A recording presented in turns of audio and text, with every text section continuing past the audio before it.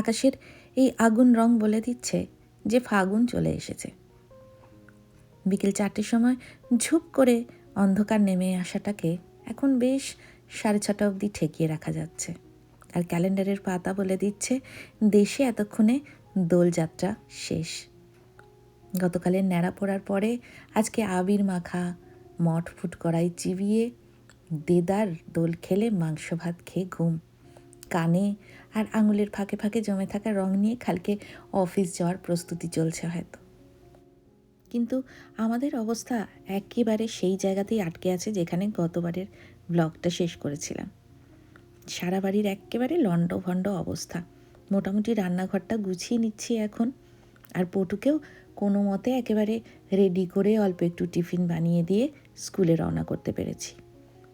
আজ দোল যে মন মানে না, তাই ভেবেছি একটুখানি অন্তত পুজোর ব্যবস্থা করব আর অল্প একটুখানি পেট পুজোরও ব্যবস্থা করব।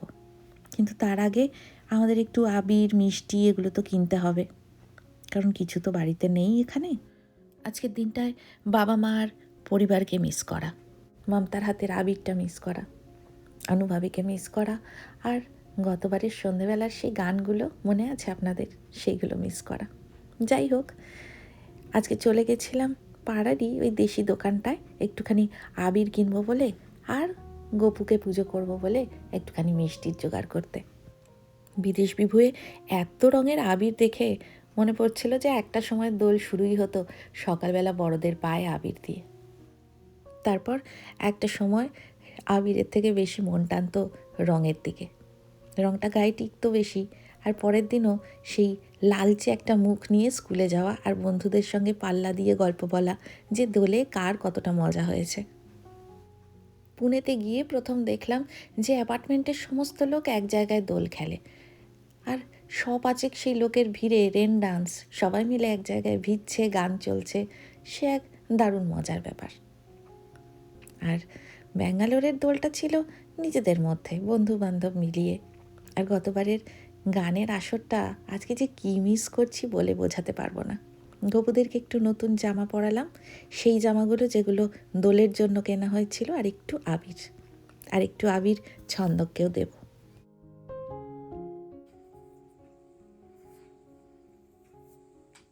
হ্যাপি হোলি। শুভ দোলযাত্রা। ও আচ্ছা, শুভ দোলযাত্রা, হ্যাঁ ঠিক। দোল তো কালকে ছিল, আমাদের তো এখানে আর দোল তো নেই এখন। আমাদের তো 3 তারিখ আজকে। ও আচ্ছা, হ্যাঁ ঠিক।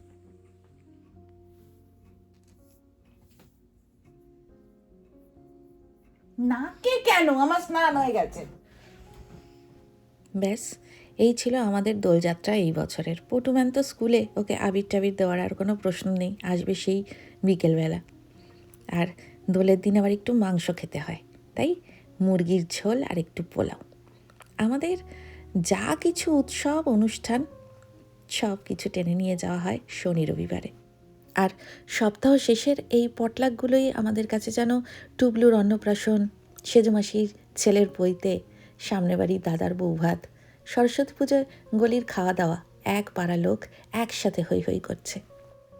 এসব ক্ষেত্রে পাড়ার বন্ধু, অফিসের বন্ধু, বন্ধুর বন্ধু বা বন্ধুর অফিসের কলিগ সব মিলেমিশে যায়। কলকাতা, আসানসোল, ব্যারাকপুর, মেদিনীপুর সব এক জায়গায় আজকে, ঠিক যেন একটা দূরপাল্লার ট্রেন জার্নি। হই হই করতে করতে চলেছি আমরা, যদিও কে কখন এই ট্রেন থেকে নেমে যাব জানি না।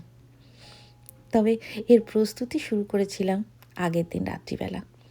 আগের দিন আমাকে একজন জিজ্ঞাসা করেছিলেন ফিশ ফ্রাই কোন মাছে করেছি।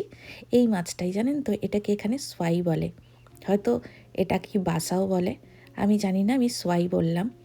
তো এই মাছের ফিলের মধ্যে আমি সর্ষে, পোস্ত আর কাজু বাদাম বাটাটা দিলাম। আজকে পাতুরি করব, আগেও অনেকবার পাতুরি করেছি, একবার দুবার হয়তো ভিডিওতেও দেখিয়েছি, তবে আজকে একটুখানি অন্যরকম জিনিসগুলো দিচ্ছি। যেটা হচ্ছে কাজু বাটাটা আমি আগে কখনো ব্যবহার করিনি, আজকে দিলাম। দইটা ফেটিয়ে দিলাম, আর দিলাম একটুখানি ক্রিম, আর এর সঙ্গে দেব একটুখানি গোলমরিচের গুঁড়ো। কাঁচা লঙ্কা তো আমি পোস্ত আর সর্ষের সাথে বেটে নিয়েছিলাম, আর সবশেষে একটুখানি সর্ষের তেল দেব অবশ্যই। এই সমস্ত কিছু দিয়ে মাছটা ম্যারিনেট করে রাখবো। বলতে ভুলে গেছি যে আমি ভিনিগারের জলে একটুখানি নুন দিয়ে মাছটা মিনিট 15 মতো ভিজিয়ে রেখেছিলাম আগে, তারপরে জল ছড়িয়ে নিয়েছি ম্যারিনেশনের আগে। পিলে চমকানো দামে এখানে কলাপাতা কিনেছি। কলাপাতাগুলো দেশ থেকে ইম্পোর্ট করা হয়েছে, সেজন্য দাম একটু বেশি তো হবেই, কিন্তু কলাপাতা ছাড়া তো আর পাতুরি হয় না। মানে আমি হয়তো লাউ শাক বা অন্য কিছু দিয়েও করতে পারতাম, কিন্তু সেই স্বাদ তো একটুখানি অন্যরকম হয়। আমি কলাপাতাটা এইভাবে রেডি করে নিই। আমি কিন্তু এই কলাপাতাটা ধুয়ে নিয়ে করছি না, কারণ ধুতে গেলে কাঁচা কলাপাতা যেটা হয় একটুখানি ফেটে ফেটে যায়। সেজন্য প্রথমে আমি আগুনে এভাবে সেঁকে ব্যাপারটাকে একটু নরম করে নিচ্ছি। এরপরে আমি ভেজা একটা কাপড় দিয়ে কলাপাতাগুলো ভালো করে মুছে নেব 2-3 বার করে, তাহলেই পরিষ্কার হয়ে যাবে। আর অনেকে অনেকভাবে কলাপাতাটা রেডি করেন আর কি। তো কেউ হয়তো গরম জলে এটাকে সেদ্ধও করেন কেটে নিয়ে। আমি এইভাবে করি কারণ আমার এটা সুবিধা মনে হয় আর কি। আগের দিন রাত্রিবেলা পাতুরিগুলো বেঁধে একদম রেডি করে রাখলে পরের দিন সকালবেলা ঝটপট এটা বানিয়ে নিতে পারবো। সেজন্য রাত্রিবেলায় এগুলো রেডি করে রাখছি। কলাপাতার টুকরোর মধ্যে ওই ম্যারিনেট করা মাছটা দিচ্ছি। আর সুতো আমি কিনেছি, তবে সাদা সুতো না পেলাম না, জানেন তো। এখানে ওই ডলার ট্রি বলে একটা দোকান আছে, সেখান থেকে সুতো পেলাম একটু মোটাই, যেটা লাগে আর কি পাতুরিতে, তবে সেগুলো রঙিন। তাতে কিছু স্বাদের অদল বদল হবে না, কারণ এটা তো কলাপাতার ভেতরেই থাকবে মাছটা।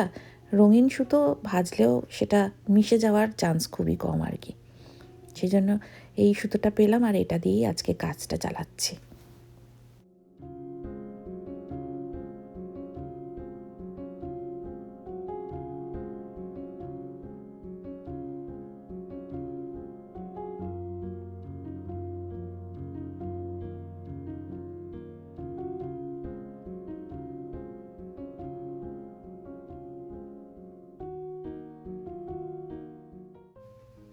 আজ রবিবার, আজ women's day, international women's day. আর আজকে আমাদের ঘড়িও গেল 1 ঘন্টা এগিয়ে।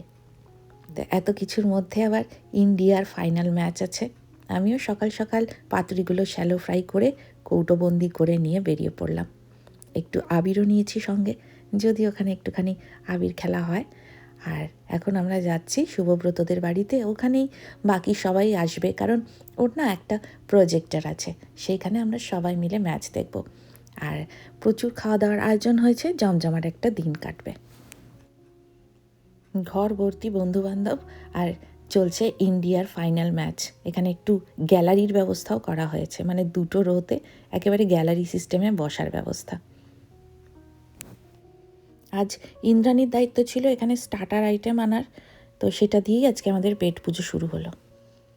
ইন্দ্রাণীকে আপনারা আমাদের ব্লগে অনেক দিন ধরেই দেখেন। ওর হাসি মুখ আর পজিটিভ এনার্জির জন্য অনেকেই ওকে অনেক ভালোবাসা দিয়েছেন। তবে আপনাদের সঙ্গে যেটা ভাগ করে নিতে পারি না, সেটা হচ্ছে ওর রান্নার স্বাদ। খুব ভালো রান্না করে ও। একটা প্রনের আইটেম বানিয়েছিল, আর এটা হচ্ছে একটা কোরিয়ান চিকেন স্টার্টার। পটুম্যান যথারীতি আমার পাশে দাঁড়িয়ে আছে, কারণ খাওয়া দাওয়ার সুন্দর গন্ধে পটুম্যান এখন ভীষণ এক্সাইটেড। ম্যাচ একেবারে শেষের কয়েকটা মুহূর্তে এসে ঠেকেছে এখন, আর টান টান উত্তেজনা, সবাই গম্ভীর মুখে খেলা দেখছে, কারুর যেন আর চোখের পাতা পড়ছে না। শুধু এখন কাপ ইন্ডিয়ার হাতে ওঠার অপেক্ষায়। সারে জাহাঁ সে আচ্ছা হিন্দুস্তান হামারা। Check with Ultra Edge. লাগেনি, ব্যাটে লাগেনি।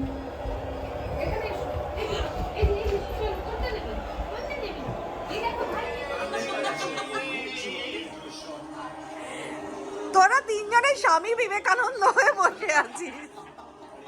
গৌরবদার মতো কর একটু, তুই একটু কর।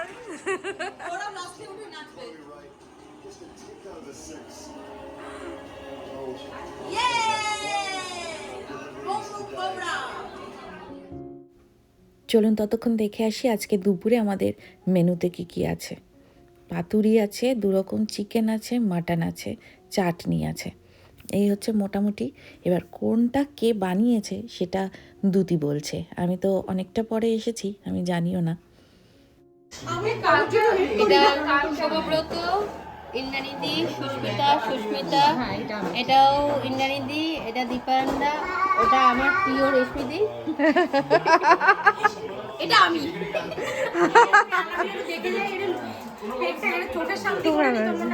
এই দেখো, এই সব কিছুর মধ্যে আমি বানিয়েছি। এইটা না হলে বাকিগুলো বাকিগুলো একটা কম হলেও চলবে, এটা না হলে চলবে না। ব্যাস, এবার আর কয়েক মুহূর্ত অপেক্ষা, ইন্ডিয়া জিতলেই আমরা প্লেট নিয়ে বসে পড়ব। একেবারে কাপটা পাওয়ার আগে খেতে বসাটা ভালো দেখায় না বলুন?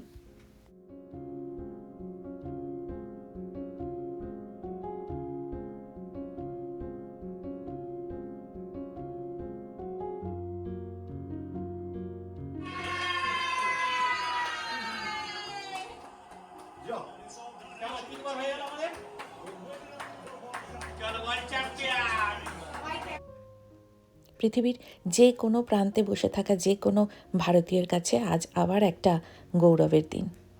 টিভির পর্দায় যখন আমরা এই ভারতের তেরাঙ্গাকে দেখি, সত্যি গর্বে বুকটা ফুলে ওঠে। চলুন এবার আমরা খাওয়া দাওয়াটা মিটিয়ে নিই। প্রথম ব্যাচে যেমনটা হয়, কচি কাচাগুলো বসেছে, যদিও পটু অনেক আগেই খেয়ে নিয়েছে, ও তো আবার টাইম ধরে চলে। এই বিয়েবাড়ির মেনু ফেলে আর বেশিক্ষণ ওয়েট করতে পারছি না, তাই আমিও খাওয়া দাওয়াটা মিটিয়ে নিই। আর এখানে সবাই মোটামুটি খাওয়া দাওয়া নিয়ে নিজের নিজের মতো করে যে যেখানে পেরেছে বসেছে, কেউ দাঁড়িয়ে খাচ্ছে। তো এইভাবেই হই হই করে জমজমাট একটা দিন আমাদের কাটলো। আর আজকের গল্পের নোটে গাছটাও এখানেই মরলো। সবাই ভালো থাকবেন, খুব তাড়াতাড়ি দেখা হবে নতুন দিনের নতুন গল্পে।